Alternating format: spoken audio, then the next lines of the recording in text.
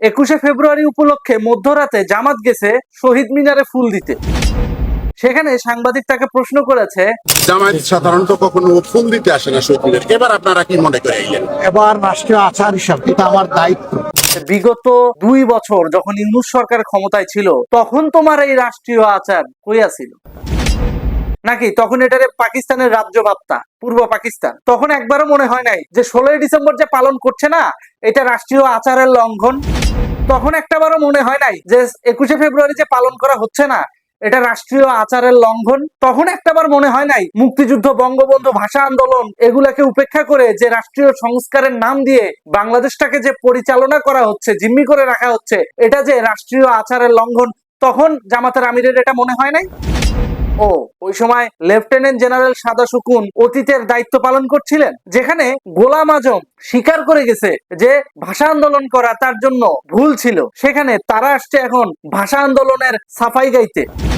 মানে যখন যেভাবে আন্দোলন, তারপর রাষ্ট্রীয় অর্জন কিংবা রাষ্ট্রের সার্বভৌমত্বকে যেভাবে পণ্য বানানো যায় সেইভাবে ইউজ করছে জামাত। একটা নির্দিষ্ট গণ্ডির মধ্যে থেকে তারা সব সময় নিজেদের ভোল পাল্টায় রাজনীতি করে গেছে।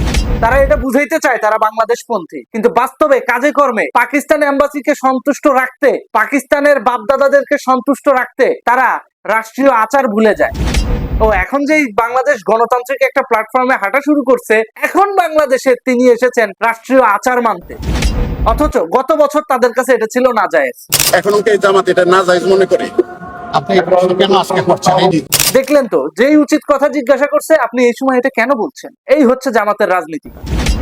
ধরা খাইলে ইনোসেন্ট সাজে যে এটা তো এখন বলার সময় না। তার মানে কি এক এক সময় এক এক আদর্শ, সময় ভেদে তাদের গিরগিটির মতো রং পাল্টানোর যে অবস্থা সেটাকে তিনি স্বীকৃতি দিচ্ছেন যে না, 21শে ফেব্রুয়ারি যখন আসে তখন বাঙালি জাতীয়তাবাদ যদি বাংলাদেশের জাতিগত মানুষ যদি পালন করে তখন সেখানেও তারা সামিল হয়। আবার পয়লা বৈশাখে হওয়া মঙ্গল শোভাযাত্রাকে হারাম বলিয়া নিজেরা আবার ঈদের দিন সুলতানি মিছিল ঠিক একই প্যাটার্নে বাস্তবায়ন করে। এই হচ্ছে জামাতের দ্বিচারিতা। তো জামাতের এই সমস্ত দ্বিচারিতা বাংলাদেশকে যে নিজেদের অস্তিত্ব সংকটে ফেলে বারবার, এটা কি তারা বোঝে? বোঝে না। যদি বুঝতো তাহলে জামাত মুক্তিযুদ্ধ, বাংলাদেশ, বঙ্গবন্ধুকে নিয়ে কখনোই দ্বিচারিতা প্রকাশ করতো না, কখনোই এটা চেষ্টা করতো না বাংলাদেশ থেকে মুক্তিযুদ্ধ মুছে যাক, বাংলাদেশ থেকে বঙ্গবন্ধু মুছে যাক, বাংলাদেশ থেকে ভাষা আন্দোলনের মূল যে পটভূমি সেটা মুছে যাক। এখন যেই দেখছে যে পুরো ওয়ার্ল্ড এখন আমাদের পক্ষে, এখন মালেদের মাথা গেছে নষ্ট হয়ে, এখন ওরা আসছে নিজেদেরকে আমাদের লুঙ্গির নিচে ঢুকানোর প্রক্রিয়ায়।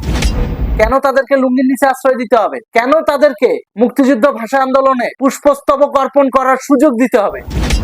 তারা না এটাকে হারাম বলে? তারা না এটাকে মুনাফিকি বলে? ও এখন যেই বাংলাদেশ গণতান্ত্রিক ধারায় হাঁটা শুরু করছে, এখন তাদের মনে হয়েছে যে হ্যাঁ, এখন একটু মুক্তিযুদ্ধকে ইউজ করা যায়, এখন একটু বঙ্গবন্ধুকে ইউজ করা যায়, এখন একটু রাষ্ট্রীয় আচারের নাম করে অতীতে বাংলাদেশ নামক ভূখণ্ড সৃষ্টির যেই মূল চালিকা, সেই চালিকাকে নিজেদের করে নেওয়া যায়। চালিকা বলছি এই কারণে, কারণ ভাষা আন্দোলন কিন্তু মুক্তিযুদ্ধের চালিকা শক্তি। কারণ ভাষা আন্দোলন থেকেই মানুষ বুঝতে পেরেছিল যে হ্যাঁ, পাকিস্তান আমাদের সঙ্গে বৈষম্য করছে, এই জন্য বললাম।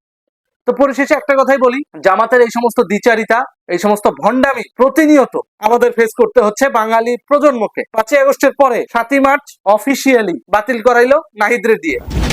ইউনেস্কোর স্বীকৃতিপ্রাপ্ত এই ভাষণটা এখন আর বাজানো হয় না।